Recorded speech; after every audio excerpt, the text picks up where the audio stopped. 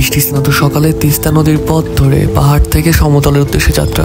এই রোমাঞ্চকর সফরের মনোমুগ্ধকর দৃশ্য এবং আমার গ্যাংটক শহরের ভ্রমণ অভিজ্ঞতা নিয়ে থাকছি আপনাদের সাথে। সম্পূর্ণ ভিডিও জুড়ে সাথেই থাকুন। এখন আমরা অবস্থান করছি ভারতের 22তম রাজ্য সিকিম রাজ্যের রাজধানী গ্যাংটক শহরে। আসসালামু আলাইকুম। আমরা যেখানে আছি এই জায়গাটার নাম দেলোরি বাস স্ট্যান্ড। আপনারা এখান থেকে সকল ধরনের শেয়ার ট্যাক্সি এবং বাস পেয়ে যাবেন। শেয়ার জিপে গ্যাংটক থেকে শিলিগুড়ির ভাড়া 400 রুপি। গ্যাংটক থেকে শিলিগুড়ি যাত্রাপথের দূরত্ব 112 কিলোমিটার এবং এই যাত্রাপথের সময় 4 ঘন্টা থেকে 4.5 ঘন্টা পর্যন্ত অতিবাহিত হতে পারে। ইতিমধ্যে আমরা গ্যাংটক শহর থেকে শিলিগুড়ির উদ্দেশ্যে যাত্রা শুরু করেছি। এই সম্পূর্ণ যাত্রাপথে আমরা তিস্তা নদীর অববাহিকার অপরূপ দৃশ্য দেখতে দেখতেই যাব। তিস্তা নদী পাহাড়ের বুক চিরে এই পথ ধরেই শিলিগুড়ি হয়ে বাংলাদেশে প্রবেশ করেছে। বিগত কয়েকদিন ধরে ব্যাপক বৃষ্টিপাত হওয়ায় তিস্তা নদীর পানি অনেকটা গভীরতা বেড়েছে। আমরা যারা বাংলাদেশের উত্তরবঙ্গের বাসিন্দা, আমাদের কাছে তিস্তা নদীতে এত পানি অকল্পনীয় ব্যাপার। কারণ আমাদের দেশে তিস্তা নদী সবসময় মরুভূমির মতো পড়ে থাকে, সেখানে পানির দেখা পাওয়াটাই দুঃসাধ্য ব্যাপার। ভারতের তিস্তা নদীর এই পানি বাংলাদেশে প্রবাহিত হতে পারে না তিস্তা নদীর উপরে ভারতের পশ্চিমবঙ্গে গজলডোবা ড্যামের কারণে। বর্ষাকালে এই পানি প্রবাহিত হতে না পেরে দুই দেশেই বন্যা পরিস্থিতি দেখা দেয়। বন্যা পরিস্থিতি সব থেকে বেশি ভোগায় দুই দেশের নদী তীরবর্তী মানুষকে। তিস্তা নদী ভারত এবং বাংলাদেশের মধ্যে একটি অমীমাংসিত বিষয়। অতঃপর আমাদের যাত্রাপথে বৃষ্টি শুরু হয়েছে। পাহাড়, প্রকৃতি, নদী, বৃষ্টি সবকিছুই একসাথে, একটা প্যাকেজ বলতে পারেন। এইরকম অপরূপ দৃশ্য এবং আবহাওয়া দেখে আমি সত্যি আনন্দিত। আমার ভারত ভ্রমণকালে দার্জিলিংয়ে এবং সিকিমে আমি প্রায় প্রতিদিনই বৃষ্টির সম্মুখীন হয়েছি। বৃষ্টির সাথে এরকম পাহাড়ের অপরূপ দৃশ্য দেখতে চাইলে অবশ্যই আপনাকে এপ্রিল মেতে আসতে হবে। এই সময়ে বৃষ্টি কখনোই আমাকে আশাহত করেনি। আপনারা যদি পাহাড়ের বৃষ্টি দেখেন, বৃষ্টির সম্পর্কে আপনাদের ধারণাই পাল্টে যাবে। পাহাড়ের বৃষ্টি সবসময় পাহাড়ের সৌন্দর্যকে দ্বিগুণ মাত্রায় নিয়ে যায়। আমি যখন সিকিমে এসেছিলাম, আমি এসেছিলাম দার্জিলিং হয়ে এবং দার্জিলিংয়ে এসেছিলাম শিলিগুড়ি থেকে সরাসরি। তো এই রাস্তায় আমার আগে কখনো আসা হয়নি। আমি সবসময় ভ্রমণের ক্ষেত্রে চেষ্টা করি আমি যে পথ দিয়ে যাব সেই পথ দিয়ে ফেরত না আসতে। ফেরার সময় নতুন পথ দিয়ে ফিরলে আরও নতুন নতুন অভিজ্ঞতার সম্মুখীন হওয়া যায়।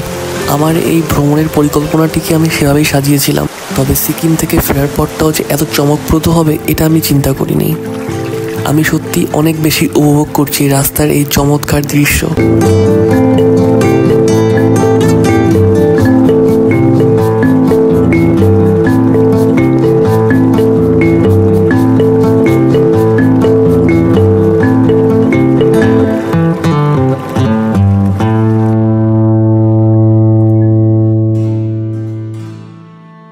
এ পর্যায়ে আমি আপনাদের সাথে আমার গ্যাংটক ভ্রমণের অভিজ্ঞতা ব্যক্ত করব। গ্যাংটকে আসার পূর্বে আমার আগে থেকে কোনো রকম হোস্টেল বা হোটেল বুকিং করা ছিল না। আমি ভেবেছিলাম যে দার্জিলিংয়ের নয় কোনো একটা হোস্টেলে চলে যাব। যাত্রাপথেই আমি গুগল ম্যাপের মধ্যে হোস্টেল খোঁজা শুরু করে দেই, তবে যোগাযোগ করার চেষ্টা করলেও সেখানে যোগাযোগ করতে পারিনি। পরে ভাবলাম যে আমি নামার পরে সরাসরি চলে যাব। এরপরে গ্যাংটকে আসার পরেই আমি আমার কাঙ্ক্ষিত হোস্টেলে চলে যাই। তবে সেখানে যাওয়ার পরে জানতে পারি যে সেখানে শুধুমাত্র একদিন থাকা যাবে। সামনে শুক্রবার, আমি বুধবারে চলে গিয়েছিলাম।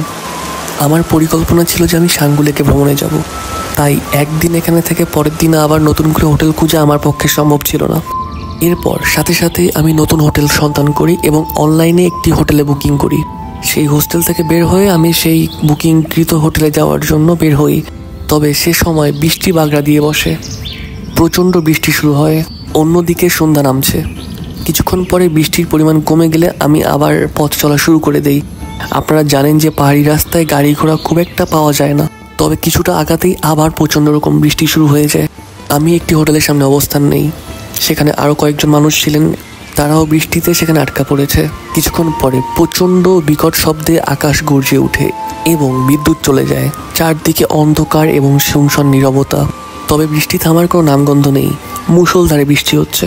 অন্যদিকে সময় ঘড়ির কাঁটায় রাত 8টা। আমার 2টি ফোনের ব্যাটারির চার্জ শেষের দিকে। এই হোটেলের রিসিপশনিস্টের সাথে কথা বলে জানতে পারলাম যে বর্ষাকালে তাদের সব সময় বেশিরভাগই ফুল থাকে। পরে ভাবলাম যে এখানে আর বেশিক্ষণ অতিবাহিত করা উচিত হবে না, কারণ সময় 8:30 বেজে যাচ্ছে আর পাহাড়ে রাত 8টা মানে অনেক রাত। তাই সিদ্ধান্ত নিলাম যে আমাকে ভিজে ভিজেই যেতে হবে। অতঃপর আমি আমার ব্যাগ নিয়ে রওনা দিয়ে দিলাম। রাস্তাঘাটে শুনশান নীরবতা এবং প্রচণ্ড অন্ধকার। আমার ফোনের ছোট্ট লাইট দিয়ে আমি রাস্তা পার করছিলাম। গুগল ম্যাপ ফলো করে আমি আমার গন্তব্যস্থলে যাচ্ছিলাম। পরে গুগল ম্যাপ আমাকে একটি শর্টকাট রাস্তা দেখায়, যা একটা চিকন সরু রাস্তা দিয়ে আমাকে যেতে হবে। কিছু দূর আগানোর পরে একজন স্থানীয় মানুষের সাথে আমার সেখানে দেখা হয়। তাকে প্রশ্ন করলে তিনি আমাকে বলেন যে আপনি ভুল রাস্তায় যাচ্ছেন, সামনে আর আগাবেন না, আপনি এখান থেকেই বাম দিকে চলে যাবেন। বৃষ্টি এখনো অনবরত পড়ছে। আমি এই ভিজা অবস্থায় হোটেল পর্যন্ত পৌঁছাই। হোটেলের রিসিপশনে কাউকে দেখতে পাইনি। কিছুক্ষণ অপেক্ষা করলাম। এরপর একজন ভদ্রলোক রিসিপশনে আসলেন। আমি তাকে আমার বুকিং রিসিপ্ট দেখাই, তবে তার কাছে আমাকে একটি অপ্রত্যাশিত উত্তর পেতে হলো। তিনি আমাকে উত্তরে বললেন যে তাদের এখানে কোনো রকম রুম খালি নেই। আমি ওনাকে প্রতি উত্তরে বললাম, সেক্ষেত্রে আপনারা কেনই বা বুকিং নিলেন? আমি তাহলে আগেই অন্য কোনো হোটেল বুকিং দিতে পারতাম। তিনি আমাকে বলেন যে কোনো টেকনিক্যাল সমস্যা হতে পারে এবং এ বিষয়ে ওনার কিছুই করার নেই। আমি সেখানে আর কোনো রকম কথা বাড়াইনি, কারণ পুরো ভেজা শরীরে ঠান্ডায় এখানে বেশিক্ষণ থাকাও আমার পক্ষে সম্ভব না। আমি নতুন হোটেলের খোঁজে বেরিয়ে পড়ি। সামনে আরেকটি হোটেল ছিল, আমি সেখানে চলে যাই। সেখানে যেও আমি কোনো রকম রুম পাইনি। সেখানেও পুরো হোটেল রুম ফুল। সেখানে হোটেলের রিসিপশনে যিনি ছিলেন তিনি বাঙালি ছিলেন এবং খুবই একজন মিশুক মানুষ বলতে পারেন। ওখানে আমি কিছুক্ষণ আমার ফোন চার্জ দেই। উনি আমাকে বলেন যে পাশের হোটেলে রুম খালি থাকতে পারে। আমি ওনাকে এরপরে গল্প শোনালাম যে পাশের হোটেলে আমার সাথে কী ঘটনা ঘটেছে। এরপর উনি দুঃখ প্রকাশ করেন এবং বলেন যে আসলে এরকম অনাকাঙ্ক্ষিত ঘটনা ঘটানো উচিত না। পর তিনি আমার বয়সী একটি ছেলেকে ফোন করে নিয়ে আসেন এবং বলেন যে ওর হোটেলের রুম ফাঁকা আছে, আপনি ওখানে থাকতে পারেন। সেখানে রুমের ভাড়াও অনেক রিজনেবল ছিল। আমি সেই বাঙালি ভদ্রলোককে ধন্যবাদ জানিয়ে সেখান থেকে বিদায় নিই। এরপর আমার সমবয়সী সেই ছেলের সাথে তার হোটেলে যে আমার কাছে মানসম্মত মনে হয়েছে এবং আমি সেখানেই থাকার সিদ্ধান্ত নিই। সেই ছেলেটি এই হোটেলের একজন ম্যানেজার এবং সে অনেক বেশি বন্ধুসুলভ। সম্ভবত সে একজন নেপালি ছিল। আরেকটা ব্যাপার আমি লক্ষ্য করেছি, সে অনেক বেশি অতিথিপরায়ণ। সবসময় আমাকে খোঁজ খবর নিয়েছে যে আমার কোনো কিছু প্রয়োজন আছে কি না। আবার ঘটনায় ফেরা যাক। আমি রুমে চেকিং করার পরে ভাবলাম যে এখন ফ্রেশ হব। ফ্রেশ হতে যেয়ে আমি আমার হাতের দিকে তাকিয়ে অবাক হয়ে যাই। আমার হাতের মধ্যে অনেক বড় একটা জোক, যে কিনা আমার রক্ত খেয়ে ফুলে মোটা হয়ে গিয়েছে। অনেক টানাটানি করার পরে তাকে আমার শরীর থেকে বিচ্ছিন্ন করতে পেরেছি। তবে ইতিমধ্যে আমার শরীরে একটা দাগ হয়ে গিয়েছে সে জায়গায় এবং সেই ক্ষতস্থান থেকে অনবরত রক্ত পড়ছিল। অনেক কিছু ক্ষতস্থানে দিয়ে আমি রক্ত পড়া বন্ধ করতে পারিনি। এরপর আমি ফ্রেশ হয়ে এমজি মার্কেটের উদ্দেশ্যে যাই। সেখানকার যে এজেন্সির মাধ্যমে আমরা সাঙ্গুলেকে যাব, সেই এজেন্সির দিদি আমার রক্ত পড়ার অবস্থা দেখে তিনি আমাকে বলেন যে মাকড়সার জাল দিলে নাকি রক্ত পড়া বন্ধ হবে। এরপর তিনি তার অফিস থেকেই মাকড়সার জাল হাতে নিয়ে আমার এখানে লাগিয়ে দেয়। তার কিছুক্ষণ পরেই অবশ্য রক্ত পড়া বন্ধ হয়ে যায়। গ্যাংটকে আসার পরে প্রথম দিন আমাকে কিছু বাধা বিপত্তির সম্মুখীন হতে হয়েছে, তবে পরে যে কয়েকদিন আমি গ্যাংটকে ছিলাম আমার কোনো রকম বাধা বিপত্তির সম্মুখীন হতে হয়নি এবং আমি খুব সুন্দরভাবে ঘোরাফেরা করতে পেরেছি। এই গল্পটা আপনাদের সাথে ব্যক্ত করার একমাত্র কারণ যে আপনারা যারা এপ্রিল মেতে বা পিক সিজনে ঘুরতে আসবেন গ্যাংটক শহরে, সেক্ষেত্রে আপনারা চেষ্টা করবেন অবশ্যই আগে থেকে হোটেল বুকিং করে রাখতে। অনেক সময় তো হোটেল বুকিং করে রেখে হোটেল পাওয়া যায় না। হোটেল বুকিং করে না আসলে আমার মতো অবস্থার সম্মুখীন আপনিও হতে পারেন। তাই এই বিষয়ে সাবধানতা অবলম্বন করা নিজের জন্যই মঙ্গলময়। আমি ব্যক্তিগতভাবে মনে করি যে পাহাড়ের মানুষ যারা আছেন তারা প্রকৃতির নেই সহজ সরল এবং নিষ্পাপ। তাদের আচরণ, অতিথিয়তা আমাকে সবকিছু সবসময় মুগ্ধ করে। তাই বারবার ইচ্ছা করে পাহাড়ে ফিরে আসতে। আপনাদের সাথে গল্প করতে করতেই আমি ইতিমধ্যে অনেকটা পথ অতিক্রম করে চলে এসেছি। সেই সাথে বৃষ্টিও থেমে গিয়েছে। আরেকটা মজার ব্যাপার আপনাদের জানাতে চাই, এই যাত্রাপথে সেভক পার করার পরই আমরা প্রবেশ করি ঘন জঙ্গলে। এখানে রয়েছে north Bengal wild animal park. অনেকে এটিকে বেঙ্গল সাফারি নামেও চিনে থাকেন। এটি প্রায় 297 হেক্টর জায়গা জুড়ে অবস্থিত। অনেক ধরনের বন্যপ্রাণী রয়েছে এখানে। এখানকার যে মূল জঙ্গল, এই জঙ্গলটার বিস্তৃতি একসময় ছিল শিলিগুড়ি পর্যন্ত। বর্তমান শিলিগুড়ি শহর এবং বাংলাদেশের বাংলাবান্ধা অঞ্চল সম্পূর্ণ এই জায়গা জুড়ে ছিল ঘন জঙ্গল এবং বন। সেখানকার বনের অভয়ারণ্য জঙ্গল কেটে ইংরেজরা সেই কাঠ দিয়ে তৈরি করে সারা ভারতবর্ষের রেল লাইন। বন জঙ্গল ফাঁকা হওয়ার পরে ইংরেজরা সেখানে বসতি স্থাপন করে। এভাবেই গড়ে ওঠে বর্তমান শিলিগুড়ি শহর। এরপর সামনে আমাদের জন্য অপেক্ষা করছে সেভকের ঐতিহাসিক করোনেশন ব্রিজ।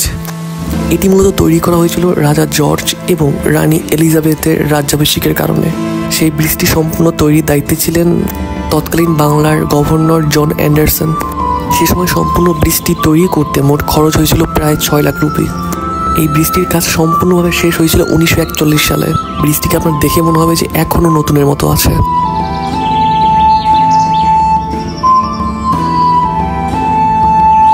বর্তমানে আপনারা যে সেতুটি দেখতে পাচ্ছেন, এই সেতুটির নাম সেভক রেলওয়ে ব্রিজ।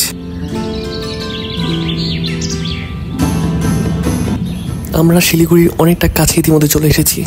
যাত্রাপথে ওদিকে ভারী বৃষ্টি হলেও এদিকে বৃষ্টির কোনো চিঠিফোঁটো নেই।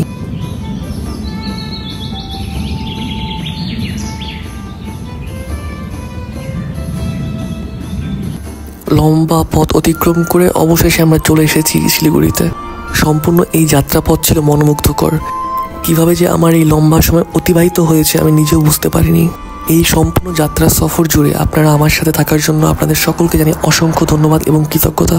এই ভিডিওটি আমার ভারত সফরের সর্বশেষ ভিডিও। আপনারা যদি আমার ভারত সফরের পূর্বের ভিডিওগুলো দেখতে চান প্লেলিস্টে চলে যেতে পারেন। আপনাদের সকলের সুস্বাস্থ্য কামনা করে এবারের মতো বিদায় নিচ্ছি। সবাই ভালো থাকবেন, সুস্থ থাকবেন। খোদা হাফেজ।